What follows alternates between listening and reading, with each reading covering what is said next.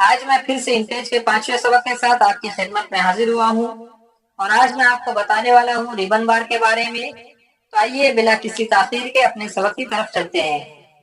تو آپ دیکھ رہے ہوں گے اس حصے کو یہاں سے یہاں تک کے حصے کو ریبن بار کہتے ہیں۔ سب سے پہلے ریبن بار میں ہم اس حصے کو دیکھیں گے، اس حصے کو کہتے ہیں الائنمنٹ۔ الائنمنٹ کا مطلب یہ ہے لائنوں کی ترتیب۔ اس میں سب سے پہلے یہ لیفٹ والا ہے، اس کا مطلب یہ ہے کہ آپ اسے سلیکٹ کرنے کے بعد آپ کی تمام لائنیں لیفٹ سے برابر ہو جائیں گی۔ اس کے بعد یہ رائٹ ہے، اس کا مطلب یہ ہے کہ آپ کی تمام لائنیں رائٹ سے برابر ہو جائیں گی۔ اور اسی طرح یہ سینٹر ہے، یعنی جو بھی لکھا ہوا آپ کا میٹر ہے وہ بالکل سینٹر میں آ جائے گا۔ اور یہ ہے جسٹیفائڈ، اس کا سب سے زیادہ استعمال ہوتا ہے، یعنی دونوں طرف سے لیفٹ اور رائٹ دونوں طرف سے آپ کی لائنیں برابر ہو جائیں گی۔ اس کے علاوہ یہ ہے فل جسٹیفائڈ، اس کا شیئر وغیرہ کے لیے زیادہ استعمال ہوتا ہے۔ اس کے بعد ہم دیکھیں گے کہ یہ ہماری ہیڈنگ ہے، اب اسے ہم سینٹر میں کرنا چاہتے ہیں تو ہم اسے کیا کریں گے، تو سمپلی ہم یہاں سے اس کو سلیکٹ کر کے یہاں سینٹر والے پر کلک کر دیں گے۔ تو یہ دیکھ رہے ہوں گے آپ کہ سینٹر میں آ گیا۔ اور اسی طرح دوسری چیز کہ ہیڈنگ کا سائز تھوڑا بڑا ہوتا ہے تو وہ ہمیں کہاں سے کرنا ہے، تو اس کے لیے پہلے ہمیں اسے سلیکٹ کر لینا ہے۔ اس کے بعد آپ یہاں پر دیکھ رہے ہوں گے یہ 27 پریٹی لکھا ہوا ہے، تو میں نے پہلے سے ہیڈنگ کا سائز بڑا کر رکھا ہے، میں آپ کو بتانے کے لیے یہاں پر 28 کر دیتا ہوں۔ اور یہ بات آپ یاد رکھیں کہ آپ ہیڈنگ کو 27 سے 30 کے درمیان میں رکھ سکتے ہیں۔ اب یہاں پر 28 لکھنے کے بعد میں اس کو اوکے کر دیتا ہوں، تو یہ تھوڑا سا بڑا ہو گیا۔ اب اس کے بعد ہمیں کیا کرنا ہے، ہیڈنگ کا فونٹ چینج کرنا ہے، تو وہ کہاں سے کریں گے، تو اس کے لیے بھی ہمیں پہلے اس کو سلیکٹ کر لینا ہے۔ اس کے بعد یہاں سے یہ نور نستعلیق لکھا ہوا ہے، یہاں سے آ کر ہم اسے بامبے بلیک کر دیں گے۔ یہ والا فونٹ ہیڈنگ کے لیے سب سے زیادہ یوز ہوتا ہے۔ تو یہاں سے آپ کوئی بھی فونٹ چینج کر سکتے ہیں۔ اسی طرح میں اس کو عنوان میں کر دیتا ہوں، یا جو بھی آپ فونٹ چوز کرنا چاہیں وہ چوز کر سکتے ہیں۔ بہت سارے فونٹ ہیں، خط رکا ہے، خط دیوانی ہے، یا جو بھی آپ یوز کرنا چاہیں وہ یوز کر سکتے ہیں۔ تو یہاں سے ہم نے دیکھا کہ اردو کا فونٹ کس طرح سے چینج کر سکتے ہیں۔ اس کے علاوہ اسی کے اوپر یہاں پر ایریل لکھا ہوا ہے، اس کے ذریعے ہم انگریزی کا فونٹ چینج کر سکتے ہیں۔ تو یہ انگلش والے کو ہم سلیکٹ کر لیں گے، اس کے بعد یہاں سے آ کر ہم اسے ایریل بلیک پر کلک کر دیتا ہوں، تو آپ دیکھ رہے ہوں گے کہ اس کا بھی فونٹ یہاں سے چینج ہو گیا ہے۔ اس کے بعد آگے آتے ہیں، یہاں پر لکھا ہوا ہے بی اور آئی۔ بی کا مطلب یہ ہوتا ہے کہ یہ آپ کے ٹیکسٹ کو بولڈ کر دیتا ہے، تھوڑا سا موٹا کر دیتا ہے۔ اور آئی جو ہوتا ہے وہ ایٹیلک کرنے کے لیے، یعنی تھوڑا سا ٹیڑھا کرنے کے لیے استعمال ہوتا ہے۔ اس کا شارٹ کٹ ہے کنٹرول آئی، اور ایٹیلک کے لیے اور بولڈ کے لیے کنٹرول بی۔ اس کے بعد آپ دیکھیں گے کہ جو ٹیکسٹ ہے یہ رائٹ سے پورا برابر ہے، لیفٹ سے نہیں ہے۔ اور میں اس کو یہاں سے یہ لیفٹ بھی کر دیتا ہوں، تو یہ لیفٹ سے برابر ہو جاتا ہے، رائٹ سے سب آگے پیچھے ہو جائے گا۔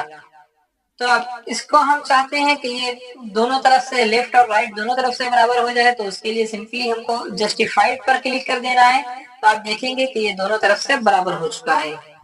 اب اس کے بعد ایک چیز ہے، اس میں لائن اسپیس، یعنی جو دونوں لائنوں کے درمیان کا فاصلہ ہے اس کو ہم کم کرنا چاہتے ہیں، تو کہاں سے کم کریں گے، یہ عام طور پر زیادہ ہوتا ہے، اس کو کس طرح سے کم کرنا ہے، تو آپ دیکھیں گے کہ یہاں پر یہ آٹو لکھا ہوا ہے، تو یہاں سے ہم اس لائن کے اسپیس کو کم کر سکتے ہیں۔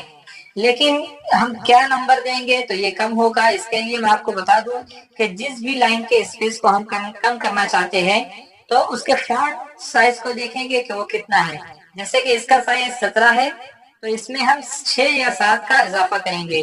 جیسے کہ عام طور پر اگر فونٹ سائز 20 سے کم ہوتا ہے تو اس میں 6 پلس کر دیتے ہیں، 17 پلس 6 کر دیتا ہوں یعنی 23، تو یہاں پر میں 23 لکھ کر انٹر کر دیتا ہوں۔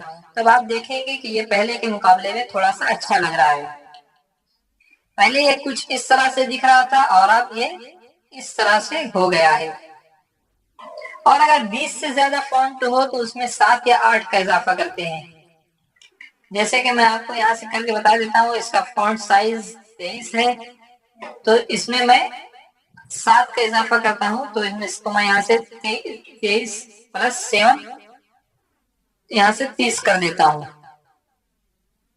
تو آپ دیکھ رہے ہوں گے کہ یہ پہلے کے مقابلے میں یہ بھی تھوڑا اچھا لگ رہا ہے۔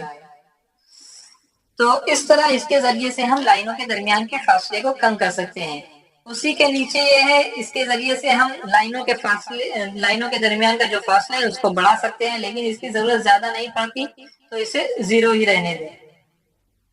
इसके अलावा जो यहाँ पर 0 देख रहे हैं, इसका काम है हरूफ के दरमियान का यानी टेक्स्ट के दरमियान का फासला कम करने के लिए होता है। ये आपस में जो टेक्स्ट है इसके दरमियान का फासला कम करने के लिए। जैसे कि आप देख रहे होंगे कि यहाँ पर 1 या 2 लफ्ज नीचे आ जाता है, जिसकी वजह से पूरी लाइन खराब हो जाती है। तो हमें क्या करना है, यहाँ से इसे थोड़ा सा सिलेक्ट कर लेना है। उसके बाद यहाँ आकर हमें -1 या -2 कर देना है। जैसे कि मैंने यहाँ पर -2 लिख दिया है। उसके बाद आप देखेंगे कि ये अच्छी तरह से सेट हो गया है और अब ये पहले के मुकाबले में अच्छा दिख रहा है और हमारी जो एक लाइन पूरी खराब हो रही थी वो भी हमारी एक लाइन खराब होने से बच गई है। तो यहाँ से आप टेक्स्ट के दरमियान का फासला कम कर सकते हैं। ये जो यहाँ पर 100 लिखा हुआ है, इसको हमेशा 100 ही रहने देना है, इसको ना कम करना है ना ज्यादा करना है। मैं आपको दिखा देता हूँ कि अगर इसको हम कम करेंगे, जैसे कि मैंने यहाँ पर 50 लिख दिया है, तो ये अल्फाज इस तरह से सिकुड़ जाते हैं। तो इसीलिए इसको हमेशा 100 ही रहने देना है, इसमें कुछ नहीं करना है। तो आज की वीडियो में आपने देखा रिबन बार को। इसमें सबसे पहले आपने देखा अलाइनमेंट को, जहाँ से आप टेक्स्ट को यानी लेफ्ट, राइट या सेंटर में कर सकते हैं। उसके बाद ये यहाँ से आप लाइनों के दरमियान के फासले को कम कर सकते हैं और यहाँ से लाइनों के दरमियान के फासले को ज्यादा कर सकते हैं। इसी तरह यहाँ से आप अंग्रेजी के फॉन्ट को चेंज कर सकते हैं। उसके नीचे यहाँ से आप उर्दू का फॉन्ट चेंज कर सकते हैं। इसी तरह यहाँ से आप टेक्स्ट का कलर चेंज कर सकते हैं और यहाँ से बोल्ड या इटैलिक कर सकते हैं।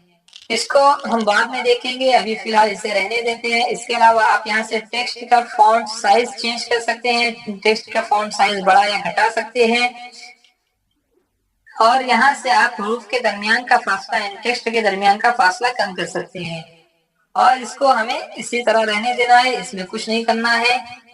इसके अलावा अगर आप किसी लफ्ज को खत कशीदा करना चाहते हैं, उसके ऊपर लाइन लाना चाहते हैं, तो यहाँ से हम इसको सिलेक्ट करके यहाँ से ओवर लाइन कर लेंगे। तो आप देख रहे होंगे कि इसके ऊपर एक लाइन आ गई है, ये अंडरलाइन हो चुका है।